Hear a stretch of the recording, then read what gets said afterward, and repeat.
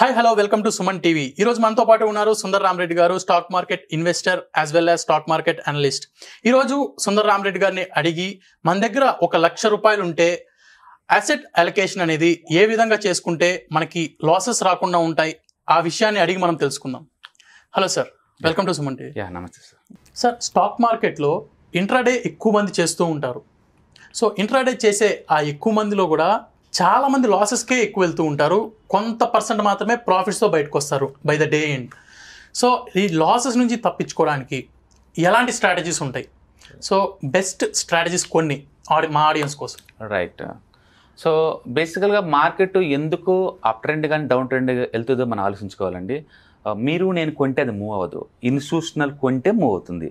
అంటే ఈ market move అవ్వాలి అంటే ఖచ్చితంగా స్మార్ట్ మనీ ఎంటర్ అవ్వాల్సిందే. అది మ్యూచువల్ ఫండ్స్ కావచ్చు, ఇన్సూరెన్స్ కంపెనీస్ కావచ్చు, ఎఫ్ఐస్ కావచ్చు. వాళ్ళు మార్కెట్లోకి ఎంటర్ అయినప్పుడు మాత్రమే మూవ్ అవుద్ది. మీరు 100 స్టాక్స్ కొంటే మార్కెట్ మూవ్ అవ్వదు. ఓకే, సో మార్కెట్ మూవ్ అవ్వాలంటే ఆ ట్రెండ్ ఎవరు క్రియేట్ చేస్తున్నారు?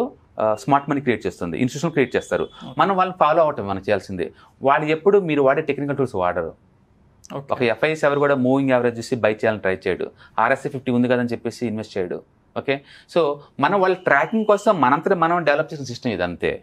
ఓకే, అందుకని స్టాక్ పికింగ్ చేసేటప్పుడే దానికి అసలు డిమాండ్ ఉందా లేదా చూస్తే అలాంటి పిక్ చేసుకోవాలా. స్ట్రైట్గా మీరు ఇంటర్డేకి వచ్చేసారనుకోండి, ఇక మార్నింగ్ అప్పుడు హడావుడి పట్టడం కాదు. ఈ రోజు నైటే రేపు స్టాక్స్ ఏమేంటి పిక్ చేసుకోవాలి క్లారిటీ నీకు ఉండాలా.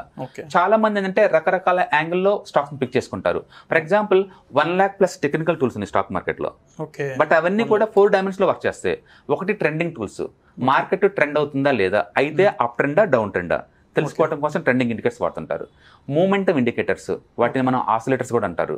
అవి ఏంటంటే స్పీడ్ చెప్తాయి, ఎంత స్పీడ్తో మార్కెట్ వెళ్తుంది అనేది. సో అప్ ట్రెండ్ వెళ్తుంది మార్కెట్, డౌన్ ట్రెండ్ ఎంత స్పీడ్తో వెళ్తుందో చెప్పడం కోసం మనం ఆసిలేటర్స్ వాడతాము. తర్వాత వాలటిలిటీ ఇండికేటర్స్, సడన్ గా అన్ఎక్స్పెక్టెడ్ మూవ్ జరిగింది అనుకోండి బిగ్గా, దాన్ని మనం వాలటిలిటీ అంటాం. అది సర్ప్రైజ్, పాజిటివ్ అయి ఉండొచ్చు, నెగిటివ్ అయి ఉండొచ్చు. ఓకే, ఆ వాలటిలిటీ. అలాగే వాల్యూమ్, ఎంత పెద్ద వాల్యూమ్ మార్కెట్లోకి పార్టిసిపేట్ అని చెప్పేసి మనం తీసుకోవచ్చు. సో ఈ 4 వాటిలో మీరు మీ సిస్టంలో దేనికి ఇంపార్టెన్స్ ఇస్తున్నారు అన్నది చాలా ఇంపార్టెంట్.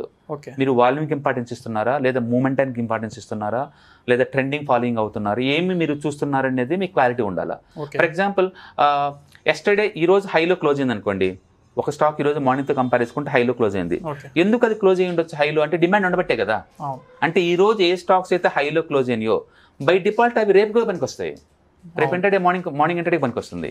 ఈ రోజు ఏదైనా స్టాక్ లోలో క్లోజ్ అయింది అనుకోండి, అంటే దాంట్లో సప్లై ఉంది ఆల్రెడీ, అంటే రేపు ఆ స్టాక్స్ షార్టింగ్ పనికి వస్తాయి మీకు. అందుకని మీ స్టాక్ పిక్ చేసుకునేటప్పుడు మీరు బ్యాక్గ్రౌండ్లో ఈ రోజు ఫిల్టరేషన్ పెట్టుకోవాలి. చాలా మంది అంటే మూవింగ్ యావరేజ్ ఒక ఫిల్టర్ పెట్టుకుంటారు, 21 అబోవ్ ఉండాలి ఇట్లా, లేదా RSI అబోవ్ 50, 60 ఇలా ఉండాలి, కొన్ని బేసిక్ ఫిల్టర్స్ పెట్టుకుంటారు. మీరు కనుక స్కానర్స్ రన్ చేశారనుకోండి, మీకు కావాల్సిన ఐడియాస్ అవి జనరేట్ చేస్తాయి. సో కోర్ కాన్సెప్ట్లో మీకు ఏంటంటే డిమాండ్ అంతాన్ని మీరు ఎలా క్వాంటిఫై చేస్తే మీకు క్లారిటీ ఉండాలా. ఫర్ ఎగ్జాంపుల్ నేను వాల్యూమ్ బేస్ చెప్తున్నాను. ఈరోజు హైయెస్ట్ ట్రేడింగ్ జరిగిన కౌంటర్స్ రేపు నేను పిక్ చేస్తాను. ఈరోజు హైయెస్ట్ డెలివరీ జరిగిన కౌంటర్స్, ఎక్కువ వాల్యూమ్ డెలివరీ జరిగిన కౌంటర్స్ నేను తీసుకుంటాను. ఈరోజు గత 1 monthతో పోల్చుకుంటే హైయెస్ట్ వాల్యూమ్ వచ్చిన కౌంటర్స్ వాటిని తీసుకుంటాను. లేదా ఈరోజు గత 1 yearతో పోల్చుకుంటే హైయెస్ట్ వాల్యూమ్ వచ్చిన కౌంటర్స్ అలా తీసుకుంటాను. లేదా 1 year హై ఉండి డబుల్ వాల్యూమ్, రెగ్యులర్గా వచ్చే వాల్యూమ్తో పోల్చుకుని డబుల్ వాల్యూమ్ వచ్చిన కౌంటర్స్ పిక్ చేసుకుంటా. ఇలా అచ్చం వాల్యూమ్ వెర్షన్ తోటే వేరే ప్యారామీటర్ కలిపామనుకోండి, ఒక 10,000 స్టడీస్ వస్తాయి నీకు, 10,000 స్ట్రాటజీస్ వస్తాయి. అందుకని ఈ మార్కెట్తో మనకు అనవసరం. మీరు ఏ స్ట్రాటజీ పిక్ చేసుకుంటే అది ఇంటర్డేలో వర్కౌట్ అవుతుందా లేదని చెప్పేసి నీకు ఎక్స్పీరియన్స్ ఉండాలా. ఓకే, చాలా మంది చేస్తారంటే ఒక మూమెంటం, ఒక ట్రెండ్, ఈ రెండు కంబైన్ చేసి ఫిల్టర్ చేస్తారు స్టాక్స్ని. కొన్ని స్టాక్ లిస్ట్ వస్తాయి కదా, ఈ లిస్ట్ ఇంటర్డేలో ఈ రోజు హాట్ సెక్టర్ ఏముంది, ఈ రోజు ఏ రోజుకి ఆ రోజు హాట్ సెక్టర్ వస్తూ ఉంటుంది. మ్యూచువల్ ఫండ్స్ బై చేసి అనుకోండి, మనలాగా సింగిల్ స్టాక్ కొనేవాళ్ళు టోటల్ సెక్టర్ని కొంటారు వాళ్ళు. అందుకని సపోజ్ ఈ రోజు IT సెక్టర్ హాట్గా ఉందనుకోండి, నిన్న ఏ IT స్టాక్ హైలో ఉందో ఆల్రెడీ మనం పిక్ చేసుకున్నాం కదా, అది ప్లస్ ఈ రోజు కనుక ఫస్ట్ 5 minutes క్యాండిల్ బ్రేక్అవుట్ అయింది అనుకోండి, మనం తీసుకు బై చేసుకోవచ్చు. దీనికి మీరు VWAP లేకపోతే మూవింగ్ యావరేజ్ లేదా RSI లేదా వాల్యూమ్ ప్రొఫైల్ ఇలాంటి మొత్తం అడిషనల్గా యాడ్ చేశారనుకోండి, అక్యూరసీ పెరుగుతుంది బై డిఫాల్ట్.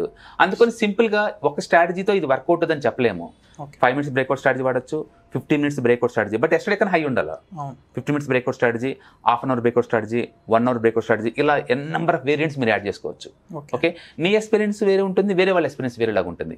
పైగా బ్రేక్అవుట్ అయినప్పుడు మన ఎంటర్ వాళ్ళ రూల్ ఏం లేదు, మీరు బ్రేక్అవుట్ అయితే ఎంటర్ అవుతారు. నేను అది బ్రేక్అవుట్ ఫెయిల్యూర్ అయితే నేను షార్ట్ కొడతాను రెడీగా ఉంటాను.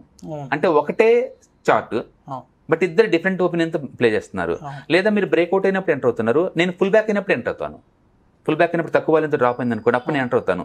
మీరు ట్రాప్ అవ్వచ్చు, నాకు మనీ వస్తుంది. అందుకని ఒకటే stock depending upon your strategy మీద, ఎంట్రీ మెథడ్స్ మీద మీకు మనీ రావచ్చు, కొంతమంది మనీ లాస్ అవ్వచ్చు. అలాగే మీరు అదే స్టాక్ని మీరు ఇంట్రాడే ట్రేడ్ చేస్తున్నారు, నేను పొజిషన్ ట్రేడింగ్ చేస్తున్నాను. మీరేంది 2 ATR లేదా 3 ATR స్టాప్ లాస్గా పెట్టుకుంటారు, అది మీకు ట్రిగర్ అవ్వచ్చు. నేను సిన్స్ డెలివరీ బేస్ ట్రేడ్ తీసుకున్నా కాబట్టి నేను స్టాప్ లాస్ పెట్టలేదు.